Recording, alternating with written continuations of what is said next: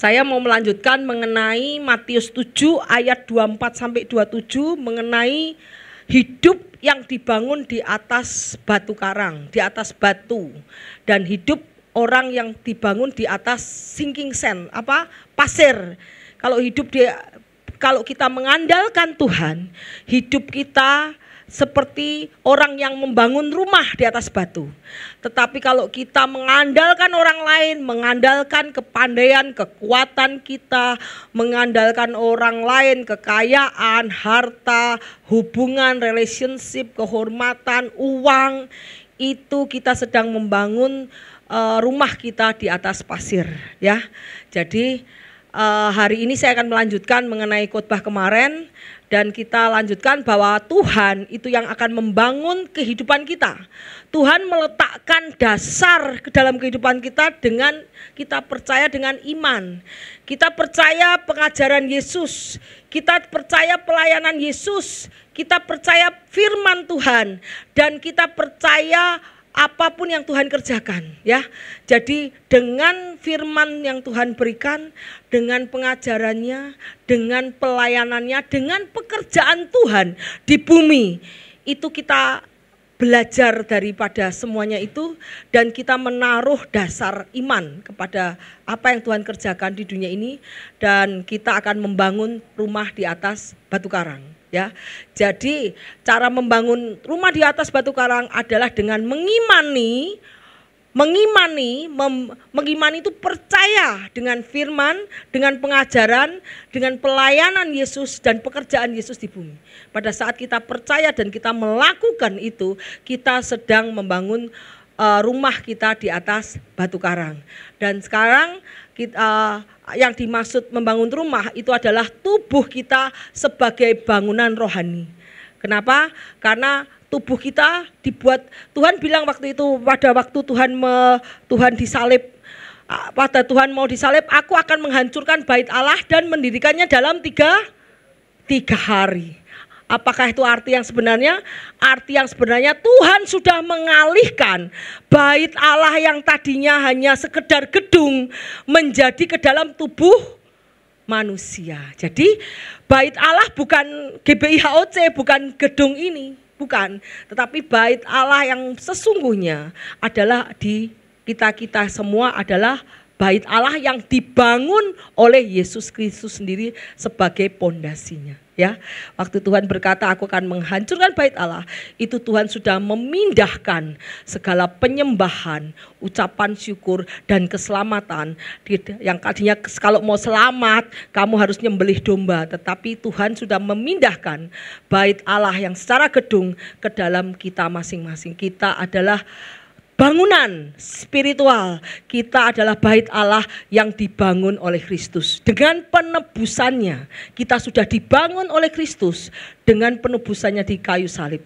Ya, sehingga kita belajar bagaimana Tuhan membangun bait Allah di dalam hidup kita. Yuk lanjut. Bait Allah rohani. Jadi bait rohani itu adalah kita. Pada saat Tuhan memindahkan bait Allah yang gedung kepada manusia, Tuhan tidak lagi hadir di bait Allah secara gedung seperti yang dulu. Tetapi sekarang Tuhan hadir di manusia-manusia. Maka Tuhan bilang apa? Jika 2-3 orang berkumpul ya demi namaku, aku akan hadir di tengah-tengah mereka. Jadi Tuhan menginginkan kita semua itu adalah gereja-gereja. Kita semua adalah bait Allah yang dibangun di atas penyalipan Yesus, ya. Yesus sudah memindahkan bait Allah ke dalam tubuh kita. Ya, kita lihat ayatnya, apa fondasinya? Tuhan berkata, Yohanes 14, akulah jalan kebenaran dan hidup. Tidak ada seorang pun datang kepada Bapa kalau tidak melalui aku. Jadi keselamatan tidak ada jalan lain kecuali melalui Yesus. Dan kemudian itu dasar bait Allah yang dibangun adalah melalui Yesus, melalui firman-Nya, melalui pengajarannya, melalui pelayanannya, melalui pekerjaannya. Itu adalah dasar bait Allah yang sesungguhnya. Bukan ajaran gereja, bukan pikiran motivasi, bukan orang, bukan cara-cara dunia. Jadi kalau kita tidak boleh memasukkan cara dunia dalam membangun bait Allah kita. Kita hidup kita ini bait Allah. Jadi kita tidak boleh memasukkan cara-cara dunia masuk ke dalam bait Allah kita. Bait Allah itu apa? Pikiran, spirit, body, soul, and spirit. Body itu tubuh, jiwa, dan roh. Ini adalah bait Allah yang dibangun oleh Tuhan. Jadi kita tidak boleh memasukkan pikiran dunia ke dalam pikiran kita dengan menentang pikiran Allah. Itu kita lagi membangun di atas pasir. Jadi kalau bait Allah dibangun, bait Allah yang Tuhan Yesus meletakkan sebagai dasarnya adalah dibangun atas firman Tuhan, sabda bahagia yang Tuhan ajarkan di bukit. Terus kemudian setelah Tuhan mengajar, apa yang dilakukan? Praktek. Habis ini besok Bapak akan mengajarkan bagaimana Tuhan ngajarin orang menyembuhkan, ngajarin orang menyembuhkan yang sakit, ngajarin orang mengusir setan, ngajari orang mengadakan mujizat. Dari situ apa? Oh, murid-muridnya diajarin. Kamu sudah mendengar firman, kamu sudah mendengar pengajaranku, sekarang yuk tak ajari praktek. Diajarin praktek. Setelah itu Tuhan menyuruh murid-muridnya untuk praktek. Sana pergi. Aku tidak ikut, kamu pergi berdua-dua sana. Pergi apa? Praktek. Apa yang aku ajarkan, kamu lakukan. Ayo. Jadi itu pun yang harus kita lakukan. Itulah yang disebut bait Allah. Karena Tuhan sudah berdiam di dalam kita, maka kuasa yang sama yang dipunyai Yesus ada di dalam kita. Roh yang ada di dalam Kristus sudah diberikan kepada kita. Sehingga kita akan mengerjakan pekerjaan seperti yang Yesus pekerjakan. Bahkan lebih besar lagi, itu janji Tuhan ya. Jadi kita lihat Yesus adalah batu yang kita lihat bahwa Yesus sedang membangun bait Allah di dalam hidupmu. Dengan apa? Dengan firman-Nya, ajarannya, pelayanannya, pekerjaannya di bumi ya. Kita lihat bahwa Yesus sudah membangun dasar. Dengan cara apa? Dia menebus dari dosa dan membawa kita ke kegelapan, dan dia sebagai dasarnya. Dasarnya apa? Menguduskan. Yang tadinya kamu hamba dosa, yang tadinya kamu ikut jalan dunia, dengan penebusannya kamu diambil, dijadikan lahir baru, diajar lagi dari kecil. Yang tadinya kamu diajar oleh dunia. Benar enggak? Sekarang kalau kamu anak kecil kayak Leticia, bapak ibunya orang dunia, tidak mungkin masuk firman. Betul? Kalau bapak ibunya orang dunia, mungkin enggak masuk firman? Enggak mungkin. Karena orang dunia tidak mengenal firman. Anak kecil yang dididik oleh bapak dunia, dia akan mengikuti cara dunia. Maka Tuhan sudah menebus kita, mengambil dari dunia dan menjadikan kamu bayi lagi. Engkau dijadikan bayi rohani dan mulai dikasih susu, dikasih firman, supaya hidup kamu tumbuh sebagai anak-anak kerajaan surga. Jadi ceritanya Tuhan sendiri akan membangun kita dari awal lagi. Membangun dengan bangunan yang baru. Yang tadinya dengan cara dunia ditebus, dijadikan bayi lagi, bayi rohani lagi, dididik, dikasih asupan susu. Susu itu apa? Firman. Terus hingga dewasa. Terus habis itu dikasihi apa? Dikasihi suruh anak pergi, anak, takut jalan, takut. Yang penting kamu jalan dulu. Jatuh enggak apa-apa, jalan lagi. Jatuh ditolong. Sampai dewasa, sampai dia bisa berjalan dengan ajaran bapaknya. Jadi itulah bagaimana Tuhan membangun tubuh kita dengan menjadi tubuh rohani. Ya, kita lihat ayatnya. Yesus adalah batu yang dibuang oleh tukang bangunan, yaitu kamu tuh yang tidak percaya, yang ditolak. Kenapa? Yesus datang dunia. Apa yang menjadi kesalahan Yesus sehingga ditolak? Yesus datang untuk ngajar. Yesus datang untuk menyembuhkan orang sakit. Yesus datang untuk membuat mujizat. Setiap ada orang yang butuh pertolongan selalu ditolong Yesus. Saya lihat apakah kesalahan Yesus sehingga Yesus ditolak, ya kan? Nah, dari situ kita tahu bahwa Yesus datang ke dunia untuk memberitakan kabar baik dan kabar sukacita, keselamatan, tapi ditolak. Kemudian, namun ia telah menjadi batu penjuru. Dan sekali lagi disebut di sini, keselamatan tidak ada di dalam siapapun selain di dalam Dia. Sebab di bawah kolong langit tidak ada nama lain yang diberikan kepada manusia, olehnya kita dapat selamatkan. Jadi kalau engkau membangun hidupmu tanpa pakai Yesus, percuma. Karena endingnya kamu tidak akan diselamatkan. Dari pekerjaanmu tidak diselamatkan, nyawamu juga tidak diselamatkan. Kenapa? Karena dasar yang kita pakai harus pakai Yesus.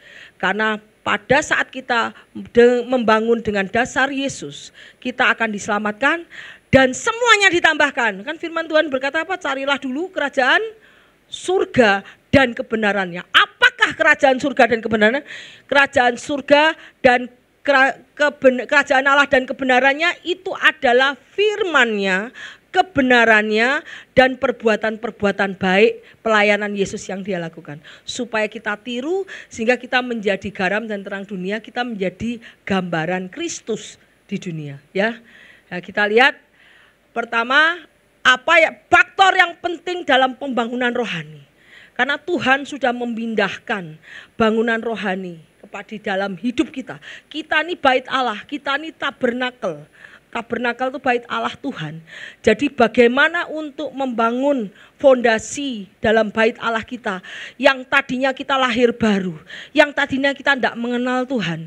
Yang kita tidak tahu iman. Apa sih iman, Bu? Saya dari agama seberang.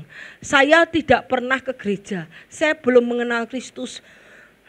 Saya lahir di keluarga yang bukan Kristen.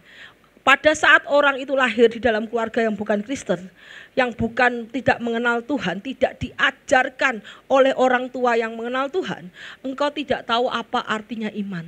Makanya Tuhan akan mengajarkan di sini bahwa fondasi yang kokoh dalam Kristus untuk membangun bait Allah rohani supaya Tuhan mau dwelling, supaya Tuhan mau ada di dalam hidup kita. Tuhan masuklah ke dalam hidupmu supaya Tuhan mau masuk di dalam hidup kita dan pakai apapun yang kita punya dan berkuasa atas hidup kita adalah fondasi yang kokoh yaitu Yesus Kristus. Dengan apa? Ajarannya, dengan firman-Nya, dengan teladannya ya. Jadi fondasi untuk membangun bait Allah yaitu rumah rohani hidup kita adalah dengan ajaran Yesus, dengan firman dan dengan teladan Yesus yang sudah Dia lakukan untuk dunia ya. Yang kedua, kita tahu bahwa setelah Yesus menaruh batu sebagai iman, kita percaya pada Yesus, pada ajarannya, dan kita juga adalah batu juga. Kita harus hidup seperti Kristus. Yuk kita ayatnya 1 Petrus, dan datanglah kepadanya batu yang hidup itu, yang memang dibuang oleh manusia tetapi dipilih dan dihormat oleh Tuhan. Pada saat engkau mau dibuat bangunan rohani sama Tuhan, kamu harus datang kepada Tuhan. Datanglah kepadanya, kepada batu hidup. Jadi pada saat kita mau menyerahkan hidup kita dipimpin oleh Tuhan, kita harus datang kepada Tuhan ya. Yang memang dibuang tetapi dihormati, dan biarlah kamu juga digunakan sebagai batu hidup untuk pembangunan suatu rumah rohani, suatu imamat yang kudus untuk mempersembahkan persembahan rohani karena Yesus Kristus berkenan kepada Allah.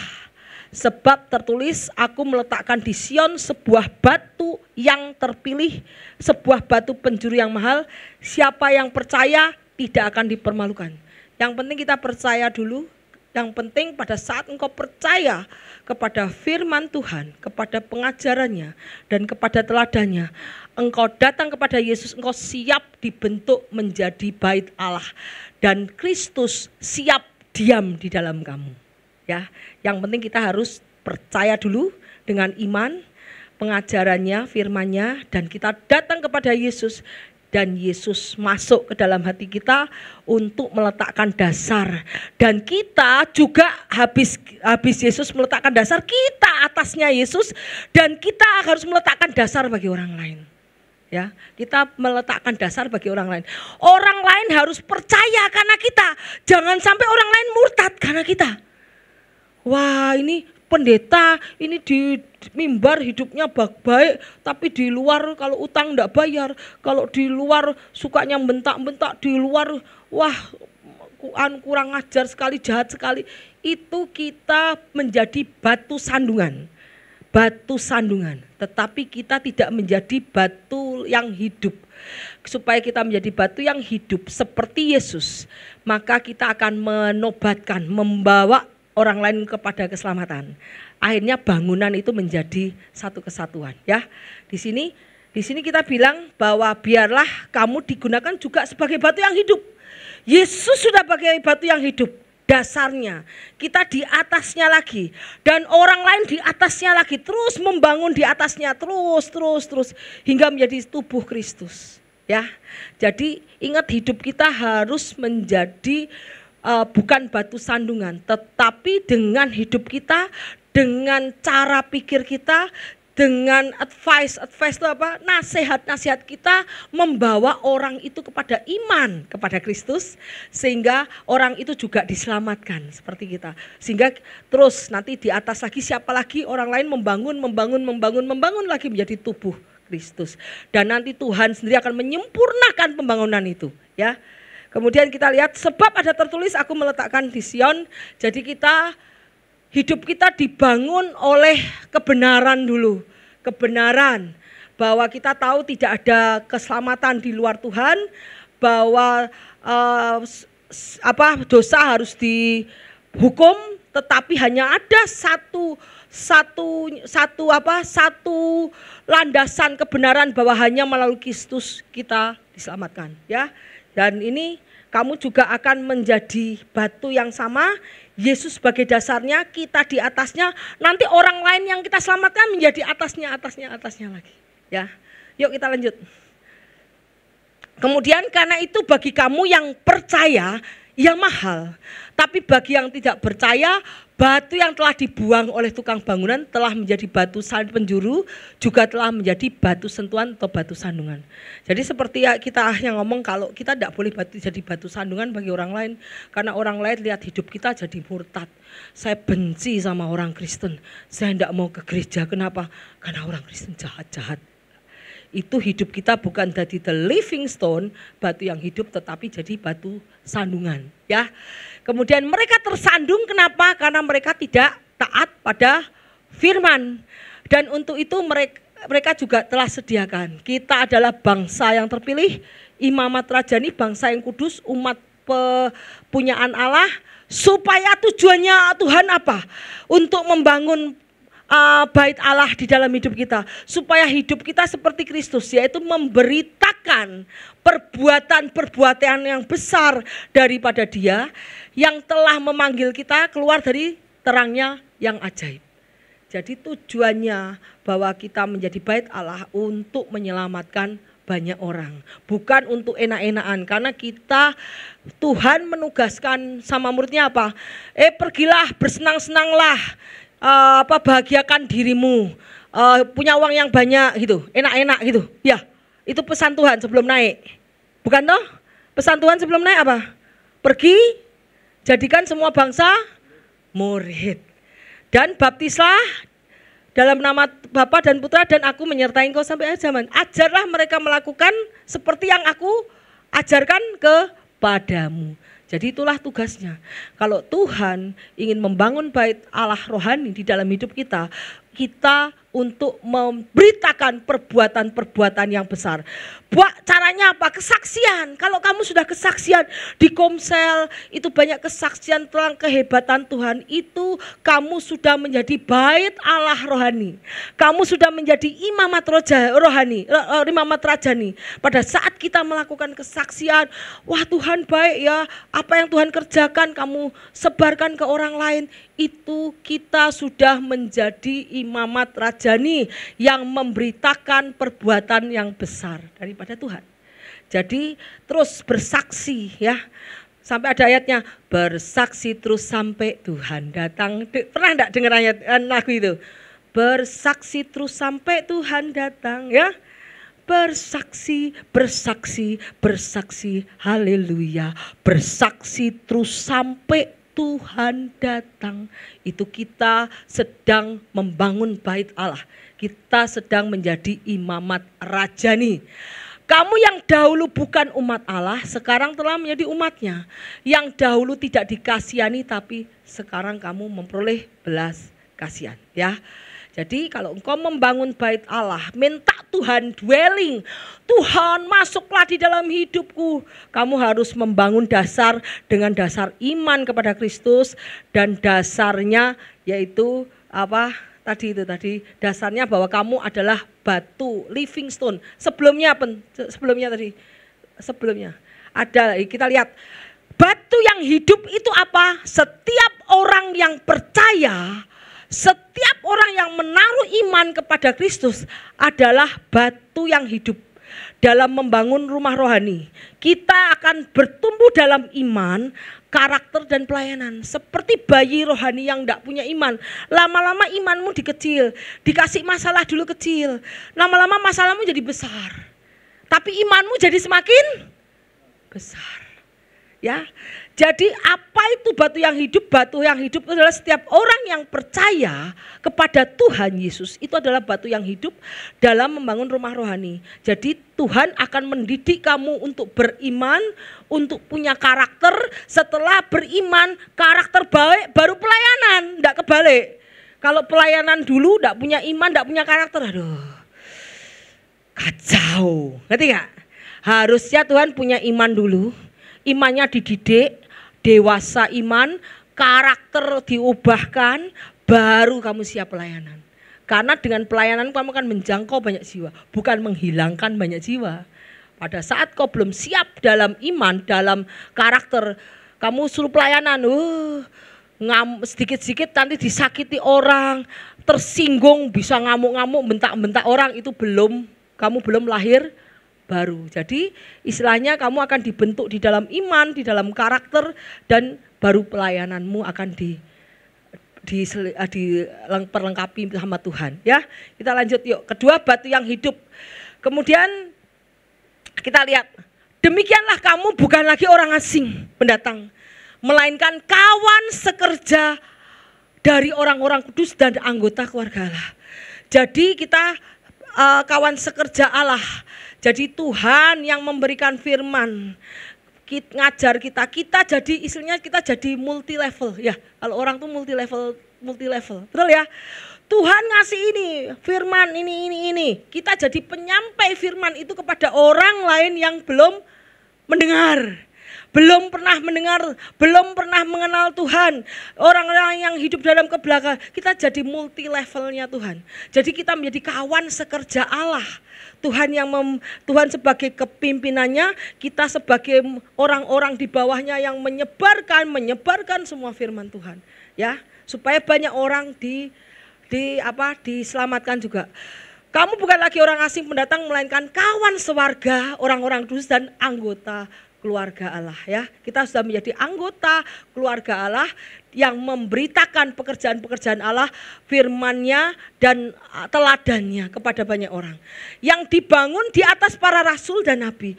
Kita tahu bahwa rasul dan nabi juga ke dunia untuk membawa misi dan visi daripada Tuhan ya. Nabi dan Rasul pun juga ada di dunia untuk memberitakan misi visi Tuhan untuk menyelamatkan banyak jiwa. Makanya dari Tuhan, kemudian dari Rasul, kita belajar dari Rasul, dan nanti kita sebagai batu-batu yang membangun bait Allah itu. Ya, dengan Kristus Yesus sebagai batu penjuru. Di dalam Dia tumbuh seluruh bangunan rapi tersusun menjadi bait Allah yang kudus di dalam Tuhan. Di dalam Dia kamu juga dibangunkan tempat kediaman Allah di dalam roh ya.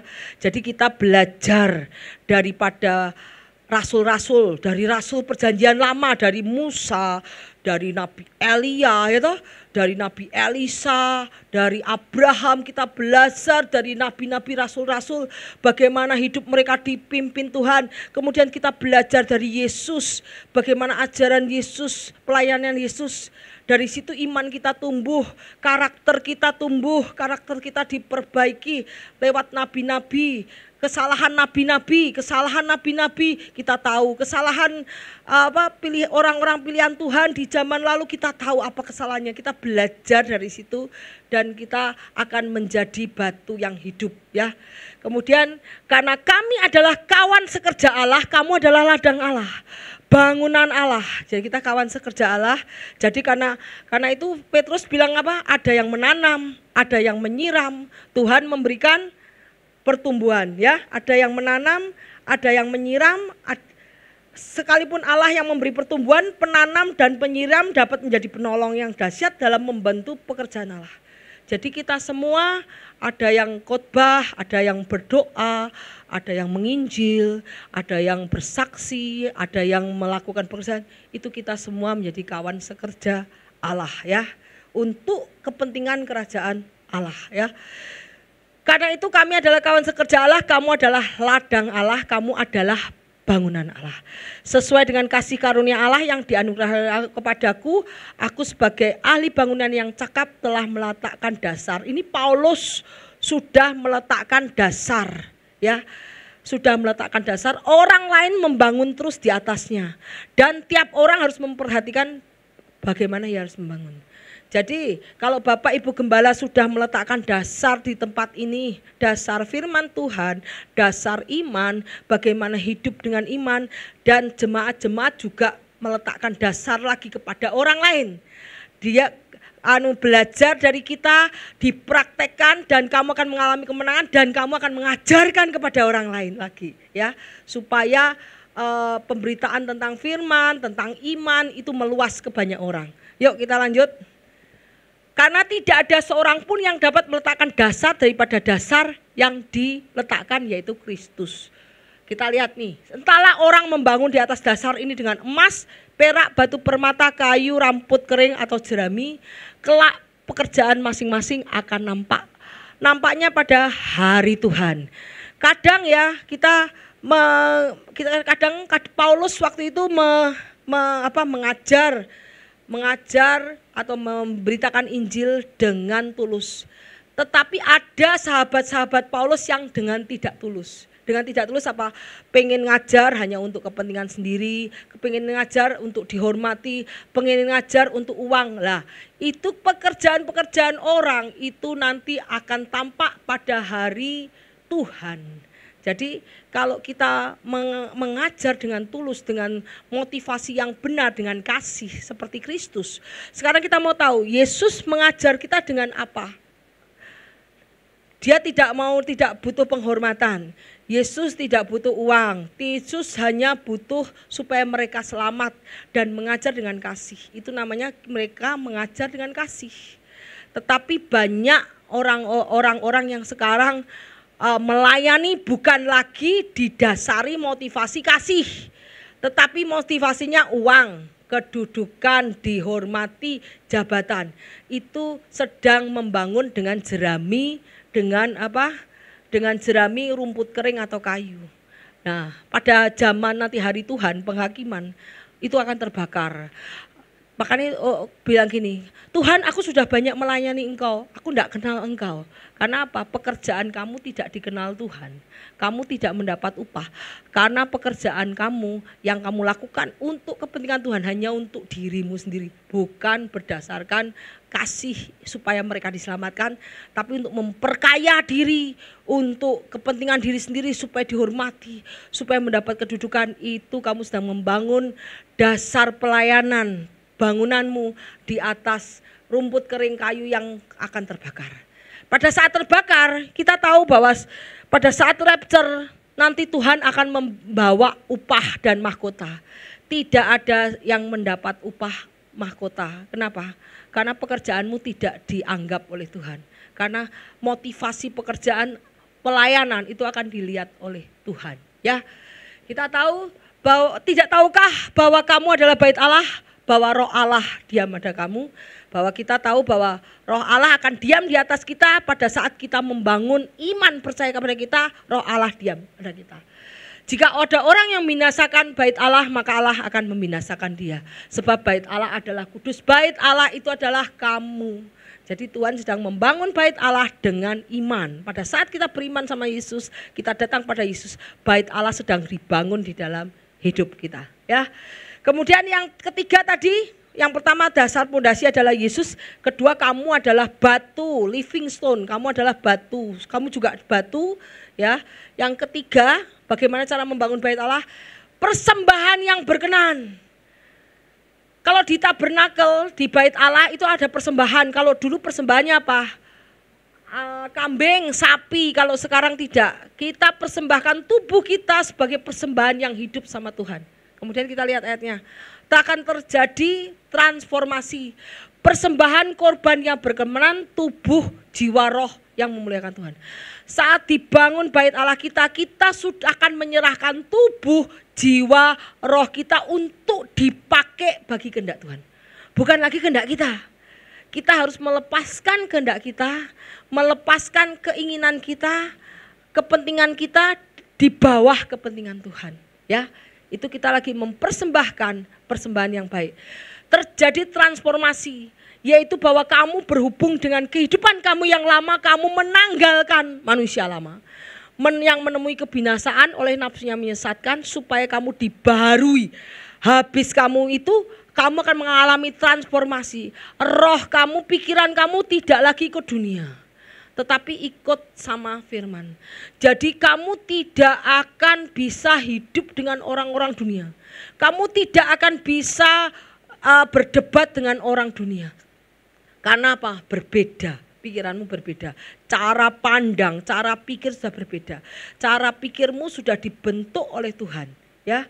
Jadi kamu dibaharui roh pikiranmu, mengenakan manusia baru yang diciptakan untuk menurut kehendak Allah dalam kebenaran dan kekudusan. Jadi setelah nomor 1 Yesus, kedua kamu sebagai living stone, ketiga kamu mempersembahkan apa yang kamu persembahkan untuk Tuhan, tubuh, jiwa, rohmu, ya. Kemudian janganlah kamu menyerahkan anggota tubuhmu kepada dosa sebagai senjata kelaliman, tapi serahkan dirimu kepada Allah sebagai orang yang dahulu mati tetapi sekarang hidup, dan serahkan anggota tubuhmu kepada Allah untuk menjadi senjata kebenaran. Yang tadinya setiap malam jalan kaki ke dugem, sekarang jalan kaki ke komsel, sekarang jalan kaki ke gereja. Yang tadinya suka mencuri, sekarang suka memberi, ya. Jadi yang tadinya suka ngelihat cewek-cewek cantik sama sweet, sekarang sweet itu itu roh las. Aku tolak roh itu dalam nama Yesus. Sekarang mataku hanya melihat yang baik, yang berkenan pada Allah.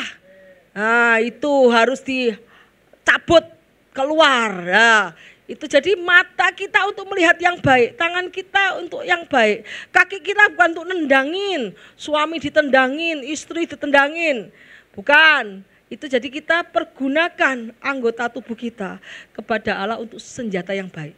Sehingga orang lihat kita, dasar lu gitu. Tapi orang lihat kita respect, wow, engkau benar-benar dipakai Allah. Karena semua anggota tubuh dipakai untuk kemuliaan Allah. Itu baru top, itu namanya bait Allah yang kudus, yang tidak bercacat celah, ya. Kemudian kita lihat bahwa semua anggota tubuh kita di dalamnya ada Roh Kudus, dan kita sudah tidak lagi pakai, karena kita akan dikuduskan hari demi hari. Mungkin pengudusan tidak bisa langsung 100%, tetapi Tuhan akan step by step bertahap sampai sempurna, ya. Tapi kalau dikuduskan tidak mau, itu yang berat, karena terjadi pengulangan. Kita pada saat kita ditegur Tuhan, kita harus siap, oh aku salah. Ya Tuhan, aku mau berubah. Nanti kamu akan terus 30, 60, 100 kali lipat sampai sempurna. Tapi jangan kamu mandek. Pada saat 30 mandek terus. Mau dinaikkan 60, gagal lagi mandek. Ya, kita akan terus dikuduskan. Yuk terus lanjut. Tidak tahukah kamu bahwa tubuhmu adalah anggota Kristus? akan kuambilkah anggota Kristus untuk menyerahkan kepada percabulan? Ya, pada saat kita sudah menjadi bait Allah, percabulan tidak masuk ke dalam otak kita, pikiran kita. Roh perzinahan tidak masuk lagi dalam otak kita. Sekali-sekali tidak. Atau tidak tahukah kamu siapa yang mengikatkan diri pada perempuan cabul menjadi satu tubuh dengan dia? Sebab demikianlah kata Nas, keduanya akan menjadi satu daging. Tetapi siapa yang mengikatkan diri kepada Tuhan menjadi satu roh dengan dia. Jauhkan dirimu dari percabulan. Setiap dosa yang dilakukan manusia terjadi di luar dirinya, tetapi orang yang melakukan percabulan berdosa terhadap dirinya sendiri. Karena percabulan melibatkan hati, pikiran dan tubuh. Ya. Jadi kita lihat, tidak tahukah kamu bahwa tubuhmu adalah bait Roh Kudus yang diam di dalam kamu, Roh Kudus yang kamu peroleh dari Allah, dan kamu bukan milik kamu sendiri. Sebab kamu telah dibeli, harganya telah lunas dibayar dengan penyalipan Yesus, dan Tuhan membangun bait Allah di dalam manusia yang percaya kepadanya, dibangun kediaman Allah, dan tubuhmu bukan milik kita lagi, adalah milik Allah. Jadi apapun yang menjadi kehendak Allah, bukan kehendak kita, kehendak Allah, itu kita lakukan. Ya, karena itu muliakan Allah dengan tubuhmu. Dan lihat, kita itu tadi tubuh kita. Jadi karena hidup kita terdiri dari tubuh, body, soul, and spirit. Spirit itu apa? Kemauan, emosi, kehendak, itu spirit. Spirit itu kehendak, kita mau, kita ingin, pikiran, lagi berpikir, itu spirit. Itu spirit. Tetapi kalau spirit itu adalah Roh Kudus. Soul itu adalah jiwa, itu adalah kehendak, pikiran, emosi, kemauan kita, itu adalah soul. Kalau spirit itu adalah Roh Kudus. Kalau roh kita sudah dipimpin oleh Roh Kudus, maka kehendak, keinginan, pikiran kita akan dipimpin oleh Roh Kudus. Ya, kalau tubuh itu adalah tangan, penciuman, penciuman tangan, mata, mulut, itu adalah semua. Jadi kalau kita tadi, tubuh kita harus kita kuduskan bagi senjata kebenaran untuk memuliakan Tuhan. Kemudian kita harus jaga hati. Hati itu adalah soul. Jagalah hati kita, karena di situ terpancar kehidupan. Ya, adalah intensi itu keinginan kita, pikiran kita, emosi kita jaga supaya jangan gampang meledak-ledak, jangan gampang sakit hati. Kalau sakit hati, sabar aja, serahkan kekesalanmu sama Tuhan, jangan membalas, itu aja ya. Jadi emosi, pikiran, kehendak, kemauan kita, keinginan kita serahkan dalam Tuhan. Itu adalah hati. Maka kita harus jaga hati dari kewaspadaan, karena di situ terpancar kehidupan. Yuk kita lanjut. Oh, ini tadi yang ulangi tadi. Kita lihat di dalam hati, save your heart katanya. Waspadai hati kita. Karena di dalam hati ada sombong, ada mau mencuri, ada dusta, ada lustful eye. Kalau lihat cewek, seksi lah, itu berarti lustful eye nih. Ini sweet nih, harus nih lustful eye-nya harus dimatikan.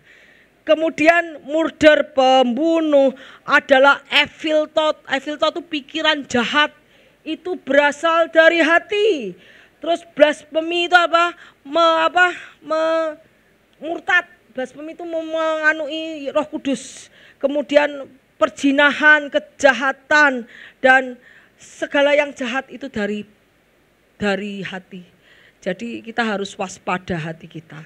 Ya, kita harus jaga hati kita supaya hati kita selalu berkenan sama Tuhan. Ya, yuk lanjut. Terus setelah hati, apa kata Tuhan? Kalau engkau mau dipimpin Tuhan, Tuhan akan memberikan hati yang baru. Hati yang baru, kamu akan kuberikan hati yang baru dan roh yang baru di dalam batinmu. Aku akan menjauhkan dari tubuhmu hati yang keras dan kuberikan kamu hati yang taat. Rohku akan kuberikan diam di dalam batinmu, dan aku akan membuat kamu hidup menurut segala ketetapanku dan tetap berpegang pada peraturanku. Ya, itu kalau kita mau dibentuk, kalau kita mau taat sama Tuhan, Tuhan berikan aku hati yang baru, hati yang mau taat melakukan firman-Mu.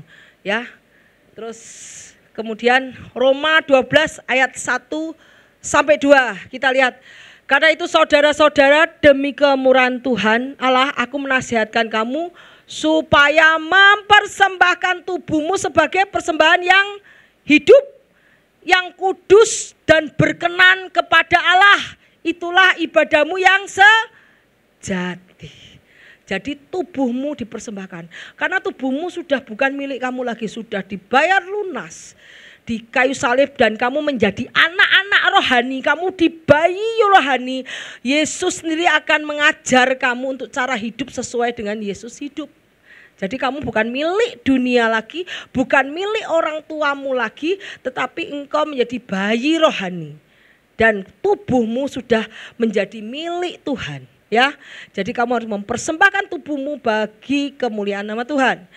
Janganlah kamu menjadi serupa dengan dunia ini, tetapi berubahlah oleh pembaharuan budimu, pikiranmu, jangan menjadi serupa, sehingga kamu membedakan mana yang kehendak Allah yang baik, mana yang berkenan kepada Allah, mana yang sempurna, mana yang tidak berkenan jangan dilakukan, mana yang berkenan dilakukan kepada Tuhan. Ya, terus kita lihat, dan kita akan dibuat menjadi segambar dengan rupa Tuhan. Ya. Dan kita semua mencerminkan kemuliaan Tuhan dengan muka tidak terselubung, dan karena kemuliaan itu datangnya dari Tuhan yang adalah roh, maka kita diubah menjadi serupa dalam gambarnya, dalam kemuliaan yang lebih besar. Yang ubah siapa? Tuhan sendiri. Kenapa? Karena ada rohnya yang ditaruh di dalam kita, yang ngingetkan kita. Ada area yang kita belum sempurna, sama Tuhan pasti diingatkan. Kamu jangan begini, kamu jangan gini. Sering toh kadang-kadang kita, saya kok kadang diingatkan Tuhan, kita tidak boleh begini, saya tidak boleh begini. Ya, lakukan saja. Karena apa? Tuhan sudah menaruh roh di dalam hidup kita. Dia akan mengingatkan area-area yang kita belum lepas, yang masih ikut cara dunia, kita akan lepas sehingga kita sempurna. Ya, kita lihat, dan sehingga kita menjadi image of Christ. Ya. Di sini image of Christ, kita akan menjadi mirroring, transform itu menjadi dirubah menjadi satu image dengan Tuhan. Jadi apa yang Tuhan lakukan, kita lakukan. Ya, yuk kita lanjut. Kemudian ini, janganlah kamu merupakan pasangan yang tidak seimbang. Ini juga untuk menikah dengan lain agama juga tidak boleh. Lain keyakinan juga tidak boleh. Kenapa? Jangan kamu merupakan pasangan yang tidak seimbang, karena orang lain, agama lain juga tidak mengenal namanya Yesus. Tidak mengenal Yesus. Engkau harus mengenalkan dia dulu daripada Yesus, baru kamu boleh menikah. Ya. Kemudian kita lihat, sebab persamaan apakah antara kebenaran dan kedurhakaan, bagaimana terang dapat bersatu dengan gelap. Karena hanya ya satu-satunya jalan menuju keselamatan hanya Yesus. Berarti yang lain tidak selamat. Jadi aku lihat tidak boleh kamu menjalin merupakan pasangan yang tidak seimbang dengan orang yang tidak percaya. Persamaan apakah yang terdapat antara Kristus dan Belial? Kristus itu adalah orang yang mengenal Kristus, mengenal Yesus, dan Belial itu yang tidak mengenal Yesus. Apakah bagian bersama orang percaya dengan orang tidak percaya? Apakah hubungan bait Allah dengan berhala? Jadi Tuhan bilang bahwa orang yang mengenal Kristus, yang beriman kepada Kristus itu adalah bait Allah. Sedangkan yang tidak mengenal Kristus disebut apa? Berhala. Orang yang tidak mengenal Kristus disebut berhala. Sedangkan orang yang mengenal Kristus, menaruh iman kepada Yesus, itu adalah bait Allah. Tuhan bilang, apakah hubungan bait Allah dengan berhala? Karena kita adalah bait dari Allah yang hidup menurut firman Allah. Aku akan diam bersama dengan mereka dan hidup di tengah-tengah mereka, dan aku akan menjadi Allah mereka dan mereka menjadi umatmu. Bayangkan kalau engkau mengasihi orang yang tidak ada bait Allahnya, tidak ada Yesus di dalam hati orang itu, pasti terjadi pertengkaran setiap hari. pasti bertengkar setiap hari. Kenapa? Karena di sisi kita hidup, kita ada Yesus. Kita mau melakukan apa yang baik benar menurut Kristus. Tetapi mereka tidak mengenal Kristus. Dan mereka melakukan apa yang tidak mau menurut kehendak Kristus. Pasti berantem. Kalau engkau menjadi pasangan yang berlainan keyakinan. Ya, di sini sebab itu keluarlah. Tuhan bilang suruh keluar.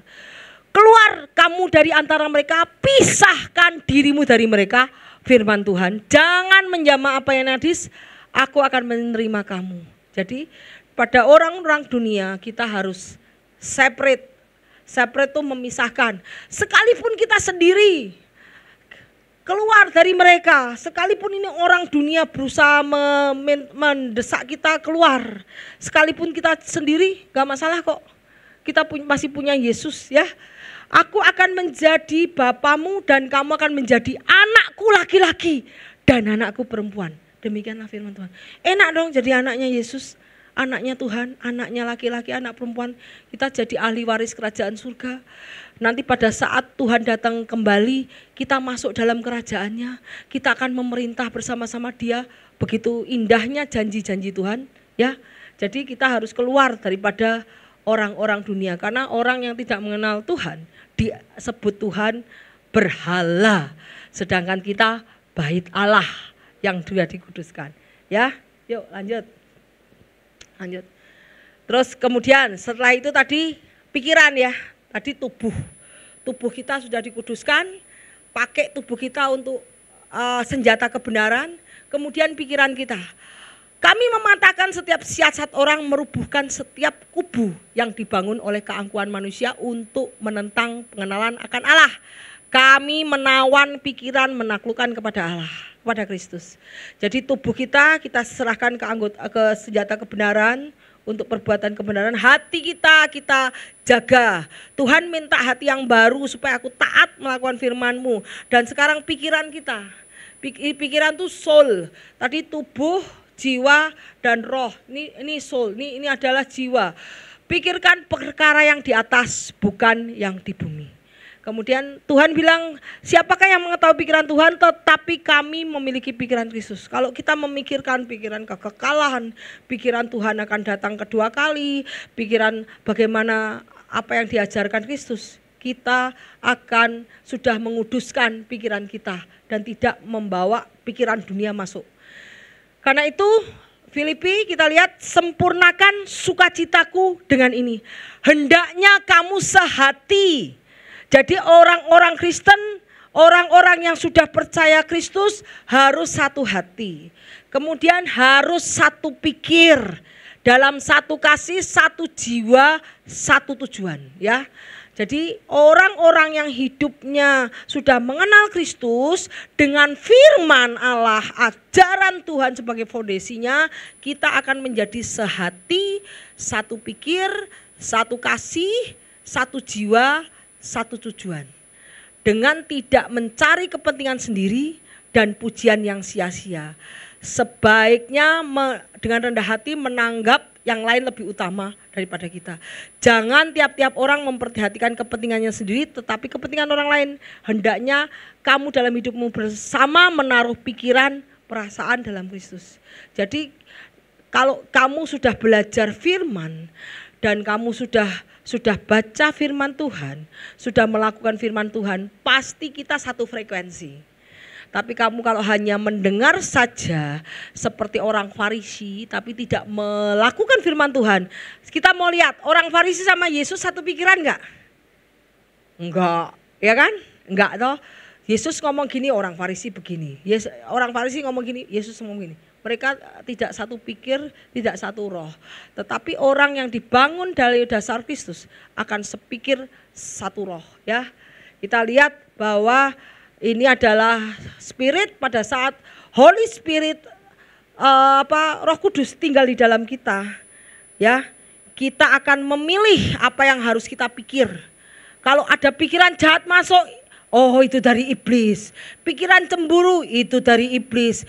Pikiran jahat, asumsi jahat, oh itu dari iblis. Jangan kita biarkan asumsi negatif, pikiran jahat, kecemburuan, iri hati, dengki, benci masuk itu dari iblis, ya. Kita akan memilih apa yang kita pikirkan, ya. Tubuh juga kita akan melakukan apa yang kita pikirkan, ya. Jadi kita tahu bahwa pada saat kita dibangun oleh Roh Kudus, kita serahkan tubuh, jiwa, roh dalam kehendak Tuhan. Tuhan yang akan memberi hati yang baru.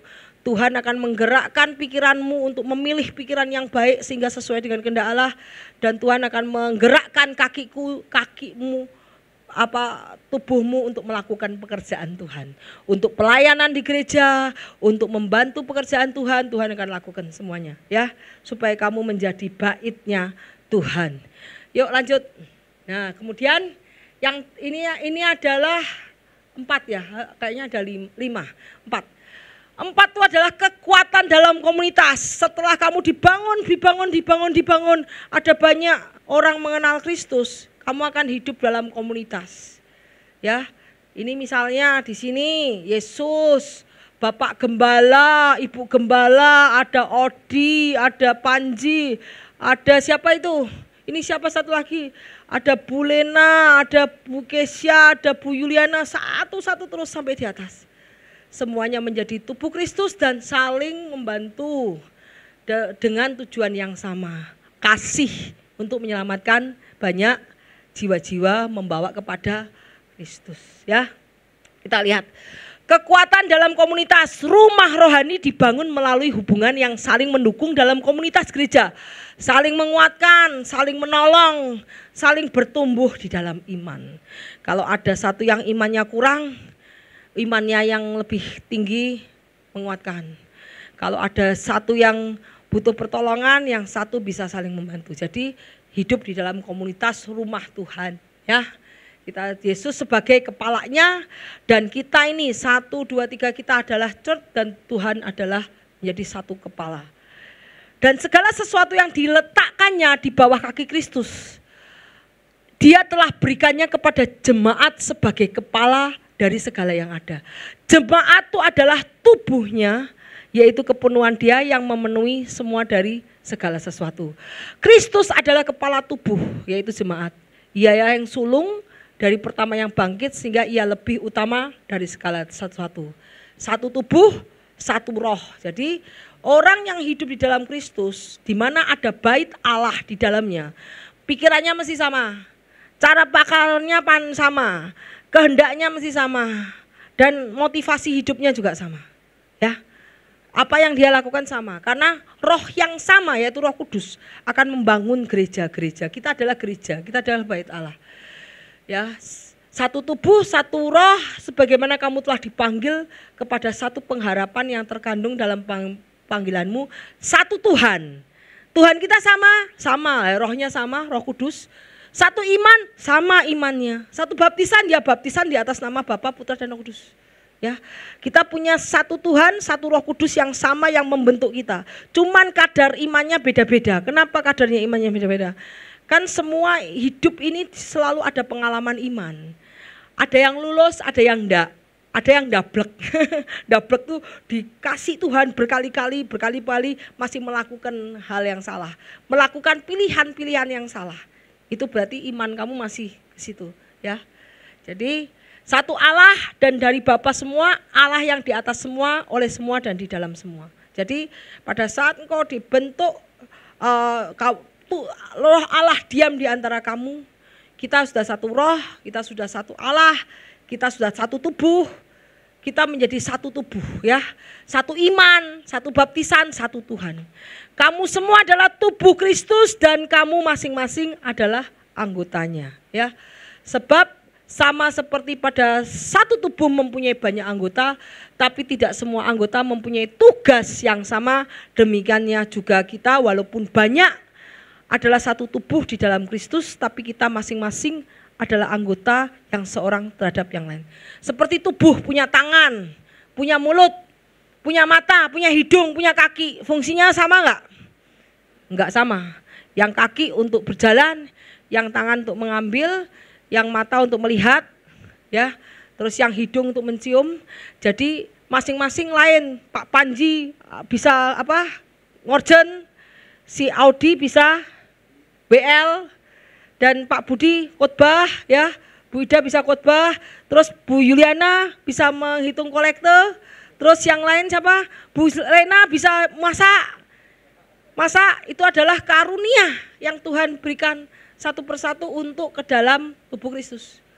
Semua berlainan, yang Bu Lisa sebagai pendoa, terus Bu Kesia Aser, itu semua tidak dianggap mana yang penting, yang hebat, no, semua penting di dalam tubuh Kristus. Kalau tidak ada tangan, kita bisa ngambil nggak? Tidak ada hidung, mau nyium apa?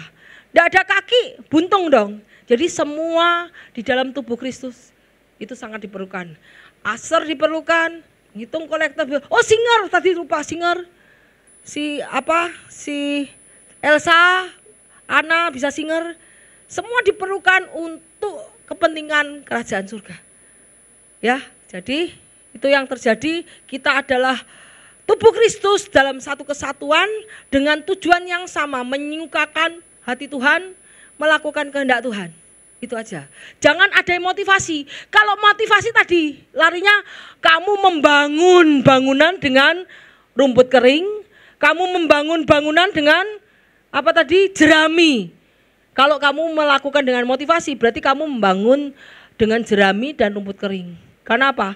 Pada saat Tuhan datang kedua kali, Tuhan saya melayani di gereja. Pelayananmu kamu cuma cari untung. Pelayananmu kamu hanya pengen dihormati. Itu berarti kamu membangun dengan rumput kering. Tapi apa yang kamu lakukan di dalam gereja, di dalam tubuh Kristus, kamu melakukannya dengan kasih supaya banyak jiwa-jiwa diselamatkan. Wih, nanti Tuhan datang, upahmu besar. Kenapa? Aku melihat pada saat kamu di dunia, kamu mati-matian membawa satu jiwa untuk beribadah kepadaku, bertobat untuk beriman kepadaku. Tapi kalau motivasimu hanya untuk dirimu sendiri, kamu sedang membangun tubuh Kristus dengan rumput kering. Tidak akan mendapat upah ya. Yuk, kita lihat, oke. Yuk lanjut.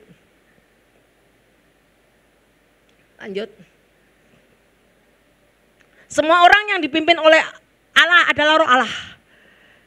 Kita sudah dipimpin oleh roh Allah sekarang. Roh Allah diam di kita, berarti kita menjadi roh Allah. Sebab kamu tidak menerima roh perbudakan yang membuat kamu menjadi takut lagi. Tetapi kamu menerima roh Allah menjadikan kamu anak Allah. Wow, kalau kita menjadi baitnya Allah, menjadi anak-anak Allah, anak-anak yang bayi rohani. Ingat loh, ahli waris itu masih bayi apa sudah dewasa? Dewasa. Kalau kamu jadi bayi rohani, kamu tidak jadi ahli waris Allah. Makanya kita harus menjadi dewasa rohani. Imanmu akan dinaikkan hingga engkau menjadi siap untuk menerima warisan kerajaan surga.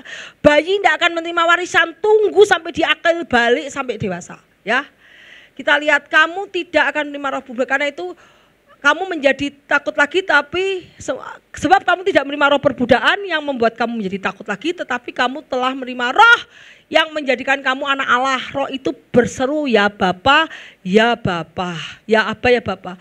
Roh itu bersaksi dengan roh kita bahwa kita adalah anak Allah. Jika kita adalah anak, kita adalah ahli waris. Bayangkan ahli waris. Di mana hartamu berada, di situ hatimu berada. Harta kita berada di surga. Berarti hati kita berada di surga. Kita ahli waris kerajaan surga. Wow. Tetapi ahli waris belum bisa diberikan, warisan belum diberikan kalau kita masih bayi rohani. Makanya kita harus mature, harus dewasa ya, dengan mau dibentuk. Kalau kamu masih ngotot pakai caramu sendiri, kamu tidak akan menjadi dewasa ya. Kita akan jadi ahli waris, maksudnya orang-orang yang berhak menerima janji Allah. Enak tahu janji Allah? Kamu baca di sini, kamu baca di Google, kamu Google janji Allah dari kitab Kejadian sampai Wahyu. Itu akan menjadi bagianmu, bayangkan janji-janji Tuhan. Tapi Tuhan bilang kamu ahli waris, kamu anak, ya kan? Harus dewasa dulu. Karena anak belum siap untuk menerima warisan, bayi. Tetapi orang yang dewasa siap menerima warisan. Jadi kalau kamu sudah baik, Tuhan tinggal di dalam kamu, dibentuk, mau dibentuk, Tuhan mau dibentuk. Ada masalah, aku mau dibentuk. Dibentuk dengan cara apa? Datang kepada Tuhan, bukan datang kepada orang. Pada saat kamu dibentuk, kamu akan mature. Mature itu imanmu akan sempurna, akan naik kelas. Saat kamu naik kelas, Tuhan lihat, wah ini sudah naik, udah sempurna. Kamu pada saat imanmu sempurna, kamu akan menerima janji Tuhan. Kamu berhak menerima waris daripada Tuhan. Kemudian jika kita anak, kita adalah ahli waris, adalah orang yang berhak menerima janji Allah, yang akan menerimanya bersama-sama dengan Kristus. Ya, dia itu jika kita menderita bersama dengan Dia, supaya kita dipermuliakan bersama-sama dengan Dia. Syaratnya apa? Mau menderita. Syaratnya kita akan menerimanya bersama dengan Kristus jika kita menderita bersama dengan. Jadi kalau penderitaan itu apa? Tuhan kasih cobaan, godaan, cobaan, ujian. Sekarang kalau orang mau mendapatkan sesuatu, dia pasti mengalami rintangan-rintangan lah. Rintangan-rintangan itu dapat dihadapi pada saat kita sudah mature, dewasa. Kalau anak belum, anak masih merangkak-merangkak, bayi rohani masih merangkak. Tapi kalau orang dewasa, kita sudah bisa menghadapi rintangan, ya. Jadi kenapa tuh, Bu, saya sudah ikut Tuhan.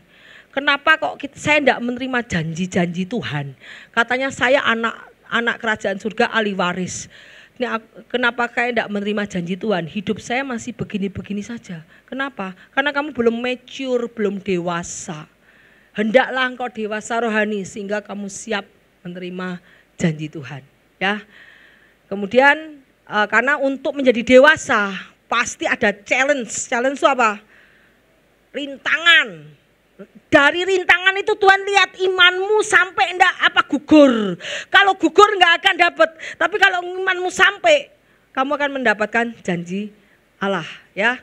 Sebab kamu semua adalah anak-anak Allah karena iman di dalam Kristus Yesus. Tetapi semua orang yang menerima diberi kuasa. Tuh, pada saat kau menerima Tuhan kepada Yesus Kristus, kamu sudah ada kuasa. Kuasa Yesus sudah ada di dalam kamu, ya, ini kuasa supaya kamu menjadi anak-anak Allah, yaitu mereka yang percaya dalam namanya, sampai kita mencapai kesatuan iman, pengetahuan yang benar tentang Allah kita, kedewasaan penuh. Tuhan minta orang dewasa penuh. Kalau engkau belum dewasa, engkau belum menerima janji-janji Tuhan secara sempurna, ya. Belum jadi ahli waris. Tuhan minta kita pendewasaan, ya. Sampai kita telah mencapai kesatuan iman dan pengetahuan yang benar tentang Allah, dewasa penuh dengan tingkat pertumbuhan sesuai dengan kepenuhan Kristus. Jadi sesuai dengan kesempurnaan Kristus. Pada saat kita sudah tidak menginginkan apalagi, hanya melakukan kehendak Tuhan, itu engkau sudah sempurna. Ingat, Tuhan itu datang ke dunia, aku datang bukan untuk melakukan kehendakku sendiri, tetapi melakukan kehendak Bapa yang mengutus aku. Pada Yesus bilang, Tuhan bilang, kamu mau harus disalib. Yesus mau enggak disalib? Tuhan, kalau bisa cawan ini lalu daripadaku. Tapi Tuhan, ya wes, kehendakmu yang jadi. Wes, aku enggak peduli sama hidupku. Yang penting tuh Allah Bapa disenangkan. Itu namanya kamu sudah sempurna. Tuhan juga ingin kita sempurna. Memenangkan kehendak Tuhan di atas kehendak kita. Itu sempurna, ya. Kepenuhan Kristus. Itu sudah kepenuhan Kristus. Kalau engkau tidak lagi menginginkan untuk dirimu sendiri, tetapi lebih memprioritaskan kepentingan Kristus di atas kepentinganmu sendiri, itu engkau sudah kepenuhan Kristus, sudah sempurna, ya, sudah dewasa penuh, ya. Ujilah dirimu sendiri apakah kamu tetap tegak di dalam iman. Selidikilah dirimu, apakah kamu tidak yakin akan dirimu bahwa Kristus Yesus ada di dalam dirimu. Sebab jika tidak demikian kamu tidak. Sebab jika tidak demikian kamu tidak tahan uji. Jadi kita setiap hari harus ingat, apakah aku sudah tegak dalam iman? Ya, kalau kamu tidak yakin bahwa Kristus hidup di dalam kamu, berarti kamu tidak tahan uji. Kalau ada Kristus di dalam kamu, kamu akan tahan uji. Karena Kristus sudah diuji tidak sama iblis. 3 kali diuji, Kristus berhasil. Diuji lagi di Taman Getsemani, Kristus juga berhasil. Berarti kalau kamu mempunyai Kristus di dalam hidupmu, kamu akan tahan uji dari semua kenikmatan dunia, dari cobaan, godaan, masalah, badai hidup, kamu akan tahan uji kalau Kristus ada di dalam kamu. Dan ingat tadi, kamu sudah akan menerima kuasa karena kamu menjadi anak-anak Allah. Ya, yuk lanjut. Ya, puji Tuhan bisa selesai. Aku berkata kepadamu, ini yang akan dikhotbahkan Bapak Gembala besok. Sesungguhnya barang siapa percaya kepadaku, ia akan melakukan pekerjaan-pekerjaan yang aku lakukan. Wow, pekerjaan Tuhan apa? Banyak,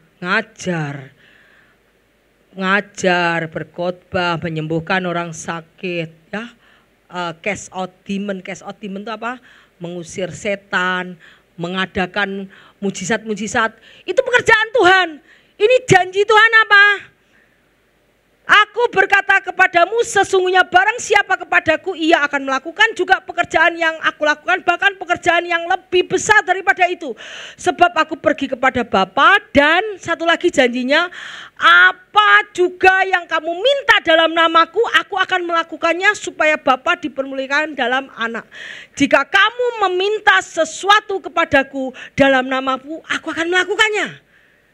Jadi kalau kamu anak-anak Tuhan, Bapa adalah ayah kita yang menaruh hidupnya dalam kita. Jadi kita akan melakukan pekerjaan-pekerjaan seperti yang Yesus lakukan di dunia ini. Bahkan pekerjaan yang lebih besar lagi. Dan dia janji kalau kita minta apapun demi namanya akan diberikan. Karena apa yang kita minta tidak untuk kesenangan diri sendiri lagi. Pasti untuk kepentingan banyak orang dan untuk kebaikan kita. Bukan untuk kesombongan, bukan untuk supaya dihormati, bukan untuk menyenangkan orang lain, bukan untuk hura-hura, untuk apapun, tetapi apapun yang kita minta untuk kebaikan menyangkut hidup banyak orang. Ya, kita lihat. Dan 1 Yohanes 5 ayat 4 sampai 5, semua yang lahir dari Allah mengalahkan dunia. Tuhan janji setiap orang yang lahir dari Allah mengalahkan dunia.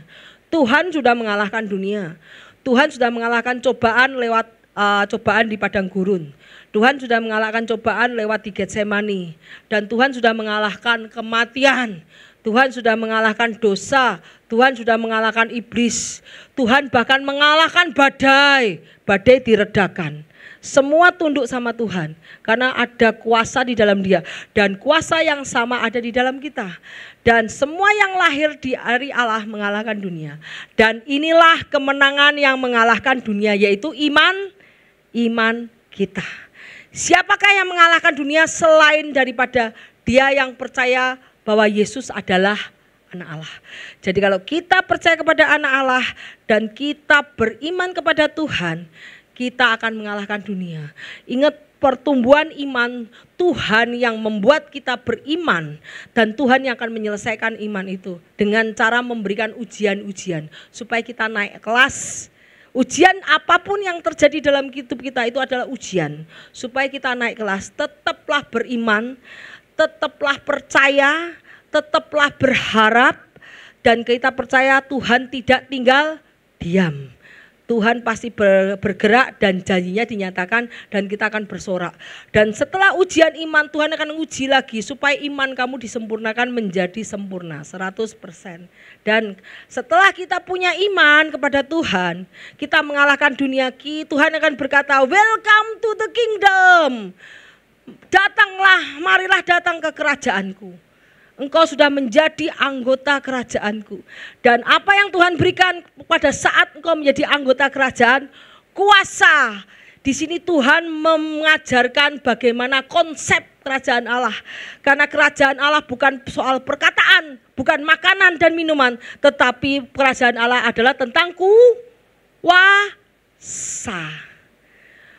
Kerajaan Allah bukan hanya perkataan, kerajaan Allah bukan hanya makanan dan minuman, tetapi kerajaan Allah tentang kuasa. Saat engkau beriman kepada Tuhan dan Tuhan menaikkan level imanmu dan engkau sudah sempurna, engkau akan punya kuasa di dalam hidupmu dan engkau akan bisa mengerjakan pekerjaan seperti yang Yesus lakukan, seperti membuat mujizat-mujizat, menyembuhkan orang sakit, menenangkan air, bahkan multiplikasi terjadi. Semua pekerjaan yang Yesus lakukan akan kita bisa lakukan karena Roh Allah yang sama yang ada pada Yesus ada pada kita. Kuasa yang sama akan diberikan kepada kita. Ya. Kemudian terakhir, yang kelima adalah ketahanan. Ketahanan terhadap badai. Saat kita mampu bertahan menghadapi berbagai tantangan dan cobaan hidup. Ya, pada saat engkau beriman, pada saat engkau tumbuh, mengakar, mungkin tidak kena badai, pohon mungkin tidak kena badai, mungkin, tetapi pohon itu tidak akan tumbang kalau akarnya mengakar ke bawah. Sama kalau kita mengakar ke dalam firman Tuhan, sekalipun ada badai kita tidak takut, kita tidak gentar. Karena kita tahu Tuhan, aku percaya, aku akan ditolong. Aku tidak melihat dengan penglihatan, tetapi aku berjalan dengan iman. Sekalipun aku tidak melihat, mataku gelap, tetapi aku hanya memandang Kristus. Pertolongan pasti datang, ya. Dan di situ kamu akan lulus ujian dan engkau akan mengalahkan dunia. Engkau tidak lagi akan takut akan setan, engkau tidak lagi akan takut akan kemiskinan, engkau tidak lagi takut akan kekurangan, engkau tidak akan lagi takut akan penderitaan-penderitaan, bahkan kematian tidak takut. Karena kamu tahu pada saat kau mati itu saat terbaik untuk bertemu dengan Kristus, ya. Kemudian kita ayatnya lihat, ketahanan terhadap badai, mampu bertahan menghadapi tantangan dan cobaan. Caranya gimana? Diberkati orang yang mengandalkan Tuhan, menaruh harapannya pada Tuhan. Ia akan seperti pohon yang ditanam di tepi air, yang merambatkan akarnya ke tepi batang air, tidak mengalami datang panas terik. Kenapa? Saat datang panas terik, dia akan mengambil air dari bawah, yang daunnya tetap hijau dan tidak khawatir dalam tahun kering. Guys, ini adalah tahun kering. Tahun 2025 adalah tahun resesi. Akan banyak PHK, akan banyak orang gagal dalam bisnis. Tetapi anak-anak Tuhan yang mengandalkan hidupnya pada Tuhan, menaruh harapannya kepada Tuhan, tidak akan khawatir dalam tahun kering. Tidak khawatir dalam tahun resesi. Karena apa? Tidak akan berhenti menghasilkan buah. Kalau tahun kering, pohon-pohon akan kering, tidak bakal berbuah. Tetapi orang yang mengandalkan Tuhan dan menaruh harapannya Tuhan, sekalipun kering, pohon lain mati, dia tetap akan berbuah. Karena dipelihara oleh Tuhan, ya. Jadi kalau bertahan, kita harus mengandalkan Tuhan, menaruh pengharapan dari Tuhan, tidak pakai cara dunia, tidak pakai pikiran kita sendiri. Kita harus menawan pikiran kita dalam pikiran Kristus, dalam pikiran Injil. Ya, kemudian kita belajar bagaimana cara membangun rumah rohani. Bu, sekarang bagaimana Bu? Tadi rumah kita bait, kita akan bait Allah, tubuh kita bait Allah. Cara membangun rumah rohani gimana Bu? Yuk kita belajar. Dengarkan firman Tuhan. Hari ini kita mendengar firman Tuhan, lakukan firman Tuhan. Membaca Alkitab secara teratur, menerapkan dalam kehidupan sehari-hari. Berdoa, doa harus setiap hari. Paling minimal dua kali sehari. Minimal itu pagi dan malam. Minimal 2 kali sehari. Bagus 3 kali, tapi minimal 2 kali, tidak boleh kurang.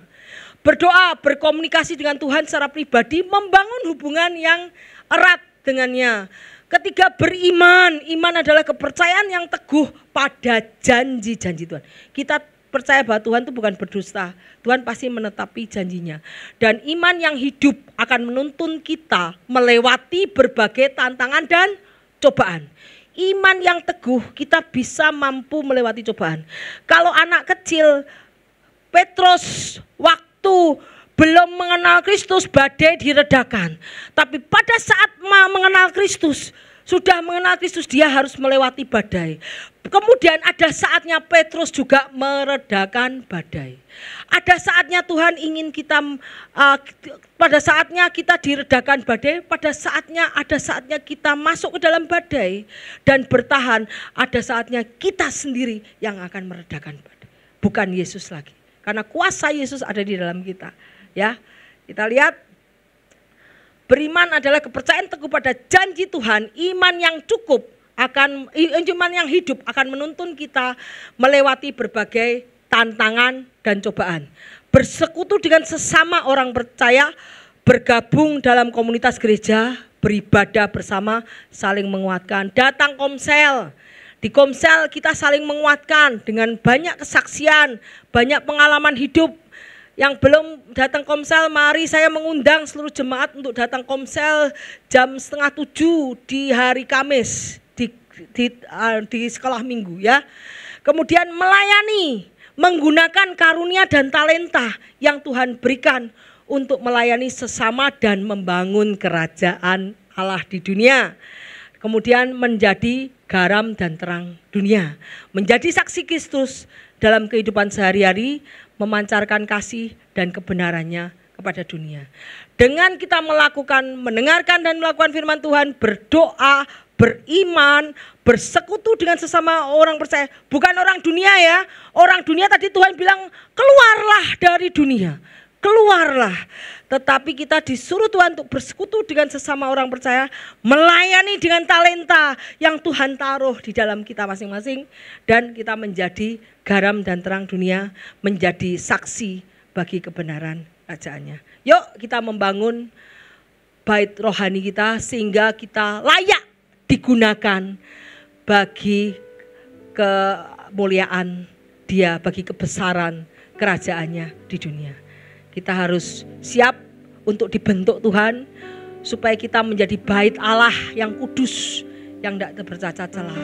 Kita menjadi bagian dari tubuhnya, ya, memperlengkapi kerajaannya di dunia.